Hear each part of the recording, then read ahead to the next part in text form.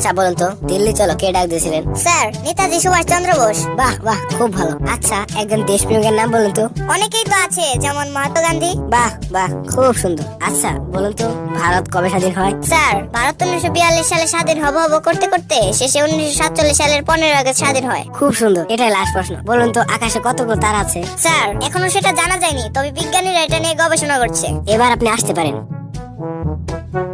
ভাই আপনাকে কি কি প্রশ্ন করছে? প্রশ্নগুলো আমার তো মনে নেই, কিন্তু উত্তরগুলো হচ্ছে নেতাজি সুভাষচন্দ্র বোস। অনেকেই তো আছে, যেমন মহাত্মা গান্ধী। 1942 সালে হব করতে করতে শেষে 1947 সালের 15 আগস্ট। এখনো জানা যায়নি, তবে বিজ্ঞানীরা এটা নিয়ে গবেষণা করছে।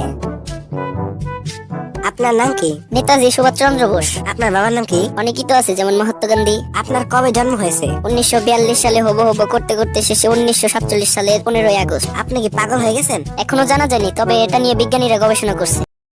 Likey